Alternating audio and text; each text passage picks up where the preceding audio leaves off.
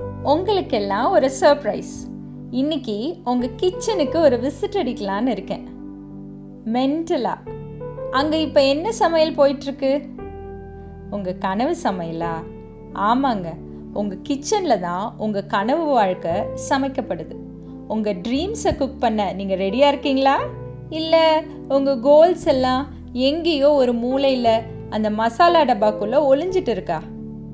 இது உங்கள் கிச்சனுக்கு ஒரு பயங்கரமான வாஸ்து க்ளோப் கொடுக்க வேண்டிய நேரம். நம்ம கிச்சனுங்கிறது வெறும் இட்லி தோசை செய்கிற இடம் மட்டும் இல்லை பாஸ். வாஸ்துப்படி அதுதான் நம்மளோட மேனிஃபெஸ்டேஷன் இன்ஜின். உங்கள் வீட்டோட தென்கிழக்கு மூலை, அதாவது அக்னி மூலையில் அடுப்பு இருக்கணும். அதுதான் நம்மளோட பவர் ஹவுஸ். சாதாரண பருப்பையும் காய்கறியையும் ஆரோக்கியமான சக்தி வாய்ந்த உணவாக மாற்றுற இடம் மட்டும்தான் இதுன்னு நீங்கள் நினச்சிட்ருக்கீங்க. நம்ம மனசில் நினைக்கிற நல்ல விஷயங்கள், ஆசைகள் எல்லாத்தையுமே இந்த பிரபஞ்சத்தோடு இணைச்சி நம்ம கனவுகளை எல்லாத்தையும் நினைவாக்குற இடமும் இதுதான். அந்த இடம் போர்க்குழ மாதிரி இருந்தால் எப்படி இருக்கும்? அடடா, வடை போச்சே ஃபீலிங் தான். அந்த டென்ஷன் அப்படியே உங்கள் தட்டில் ஏறி சாப்பிட்ற சாப்பாடும் செரிக்காது. உங்கள் நாள் முழுக்க அதே வைப் தான். So keep your kitchen clean, fresh and minimal.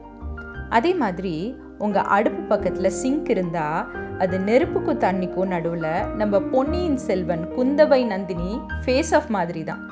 சரியான எனர்ஜி கிளாஷ். அம்புட்டு நல்லதில்லை பாஸ் அந்த வைப்பு. ஸோ இன்னைக்கான டே 5 டீடாக்ஸ் மிஷன் இதுதான். உங்கள் சமையலறையை முடிஞ்சால் சவுத் ஈஸ்ட்க்கு, அதாவது தென்கிழக்குக்கு மாற்றுங்க. நார்த் வெஸ்டில் இருந்தாலும் ஓகே தான். கிழக்கு பார்த்து சமைங்க. சூரிய சக்தி உங்கள் சமையலுக்கு கிடைக்கணும். அடுப்பு பக்கத்தில் சிங்க் இல்லாமல் பார்த்துக்கோங்க. காலியான சிங்க், நீட்டான அடுப்பு, க்ளீனான கிச்சன் கவுண்டர். இது ரிப்பீட் ஆனால் உங்கள் காலை நேரம் செம்ம ஜென் மோடு தான் போங்க. காலாவதியான பொருட்கள் எல்லாத்தையும் கிளியர் பண்ணுங்கள். கூர்மையான கத்தி, ஃபோக் எல்லாத்தையுமே மறைச்சி வச்சுருங்க.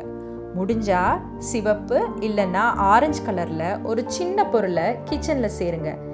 அது மிக்சியாக இருக்கலாம், இல்லாட்டி ஒரு சின்ன காஃபி மகா கூட இருக்கலாம். இது உங்கள் பசிக்கும் சரி, உங்கள் மனசில் ஒரு ஆப்டிமிசத்தை ஸ்மார்க் பண்ண வைக்கிறதுக்கும் சரி கண்டிப்பாக உதவும். அதே மாதிரி கல்லுப்பு உங்கள் கிச்சனில் கண்டிப்பாக இருக்கணும், மறந்துடாதீங்க. இந்த சேஞ்சஸ் எல்லாத்தையும் பண்ணிவிட்டு இன்றைக்கி உங்கள் கிச்சனில் முழு மனசோடு சமைங்க. காய் நறுக்கும் போதோ வதக்கும் போதோ ஒவ்வொரு தானியத்தோட டெக்ஸ்சரையும் உணருங்க.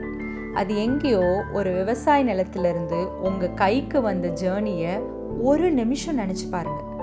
சாப்பிட்றதுக்கு முன்னாடி மனசுக்குள்ளே அந்த சாப்பாட்டுக்கு ஒரு நன்றியை சொல்லுங்கள்.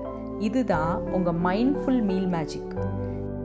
செய்ய ரொம்ப சின்னதாக தெரியலாம், ஆனால் உங்களுக்கும் உங்கள் கிச்சனுக்கும் இது கொடுக்குற எனர்ஜி பே ஆஃப் இருக்கே, அடேங்கப்பா.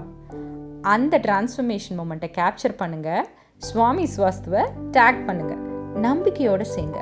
அபண்டன்ஸை நம்ம எல்லாருமே சேர்ந்து ருசிக்கலாம்.